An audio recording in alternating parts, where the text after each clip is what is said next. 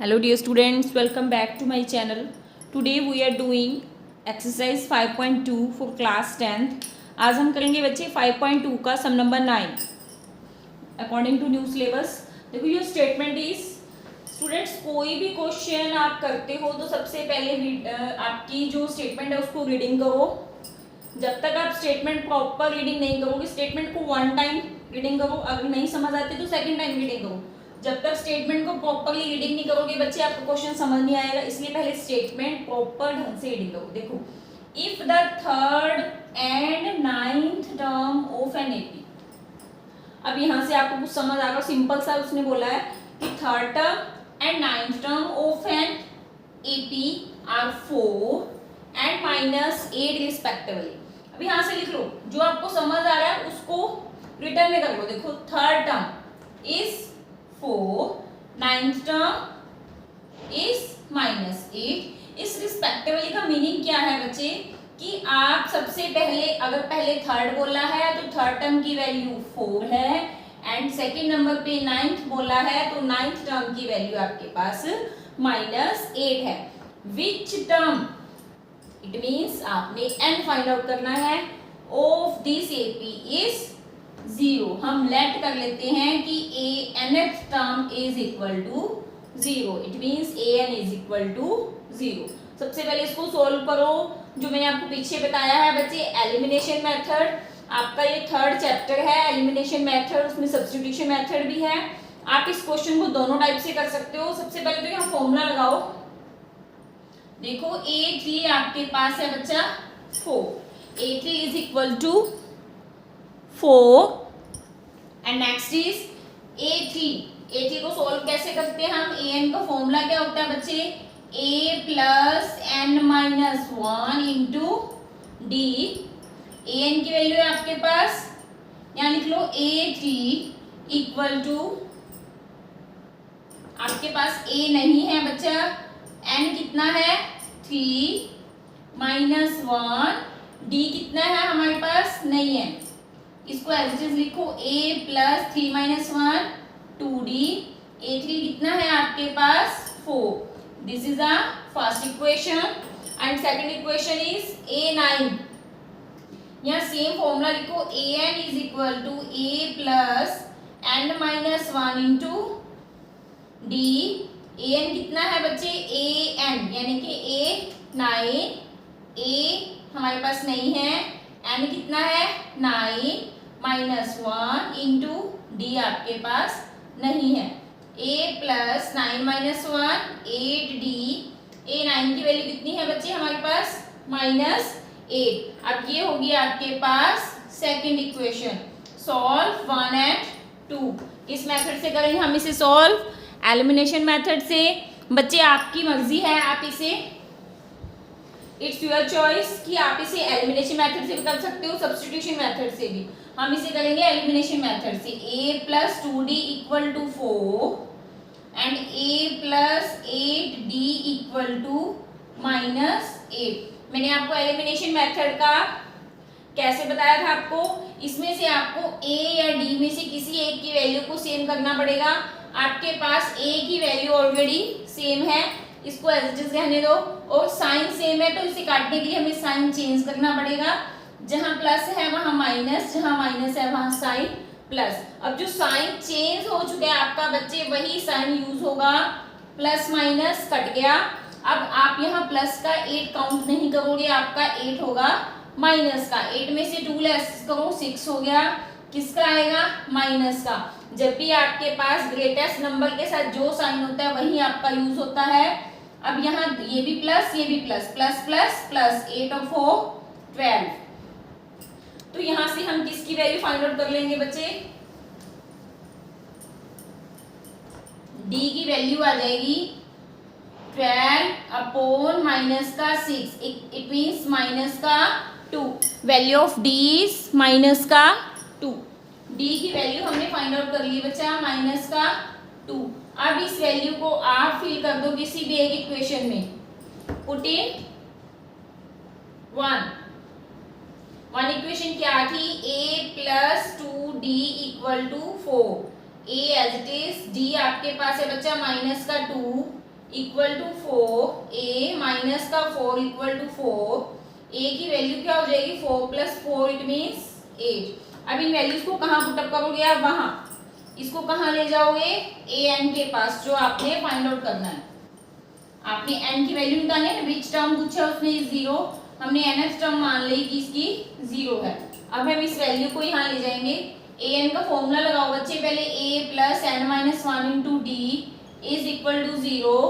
a की value है 8 n as it is, and d की वैल्यू है माइनस का 2 is equal to 0, n minus 1 bracket में माइनस 2, 8 इधर प्लस का है तो उधर माइनस में, 0 माइनस 8 माइनस 8। देखो n माइनस 1, 2 इधर मल्टीप्लाई में इधर जाके डिवाइड में हो जाएगा, कैंसर, 2 4 जा 8, तो n minus 1 equal to 4, n कितना हो जाएगा 4 plus 1 equal to 5। It means fifth term is will be 0, fifth term of this AP is 0। This is what question 9 is complete. Now we are doing question number 10. आप इसे revise करके या stop करके भी देख सकते हो दोबारा। बच्चे, आपको मेरी वीडियोस अच्छी लगती हैं तो प्लीज वीडियो को लाइक और चैनल को सब्सक्राइब करें और अपने फ्रेंड्स के साथ ज़्यादा से ज़्यादा वीडियो को शेयर करें। चैनल को सपोर्ट करने के लिए बच्चे वीडियो चैनल को सब्सक्राइब करें। Now we are doing question number 10। देखो question number 10 is, question number 10 भी बहुत इजी है बच्चा। The 17th term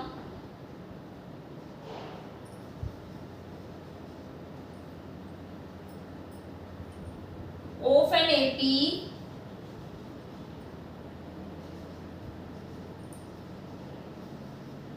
exceeds its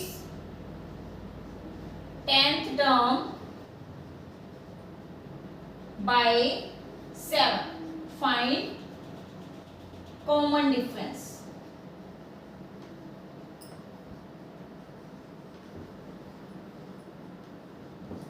देखो स्टेटमेंट क्या है बच्चे, सिंपली स्टेटमेंट को समझो। मैं आपको हर क्वेश्चन में एक ही बात बताती हूँ कि अगर आप क्वेश्चन को समझ के प्रॉपरली कर लोगे तो आपके लिए एनसीईआरटी का मैथ्स ही सफिशिएंट है। आपको कहीं भी भागना नहीं पड़ेगा, आपको अपने आप ही क्वेश्चन दूसरी बुक्स के आप सॉल्व कर लोगे।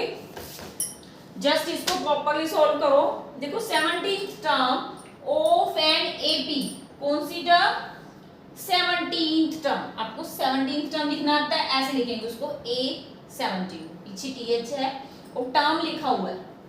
टर्म को हम ऐसे लिखते हैं, टर्म होती है आपके पास बच्चे n की value. 17th term of an AP exceeds, exceeds का मीनिंग क्या होता है बच्चे, ज्यादा।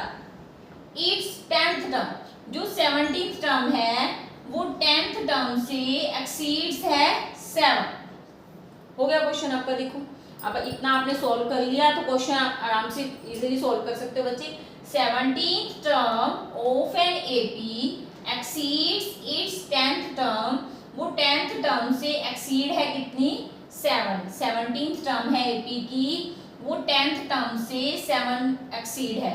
हमने फाइंड आउट क्या करना है, कॉमन डिफरेंस। कॉमन डिफरेंस किसको बोलते हैं बच्चा, डी को। इट मीन्स आपने डी की वैल्यू फाइंड आउट करनी है। यहाँ A17 को कैसे लिख सकते हैं, A प्लस an का फॉर्मूला लगाओ n माइनस 1, या an का फॉर्मूला लिख देती हूँ मैं आपको पहले।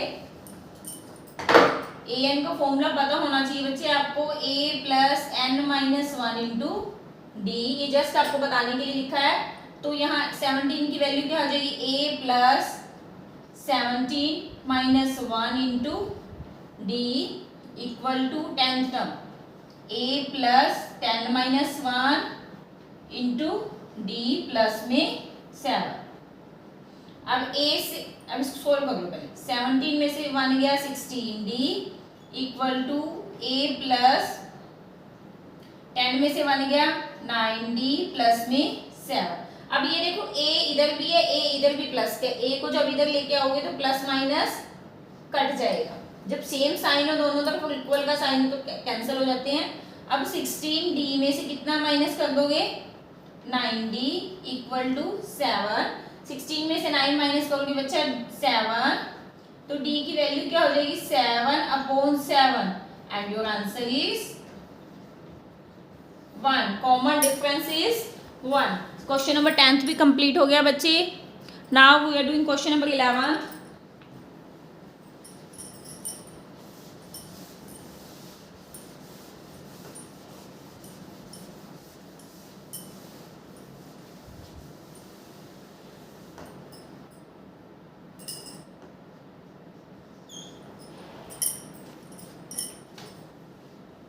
Which term of AP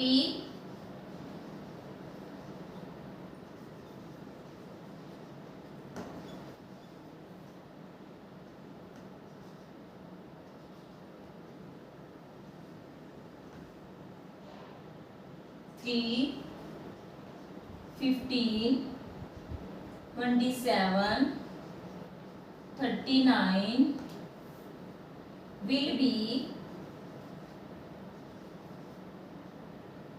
132 more than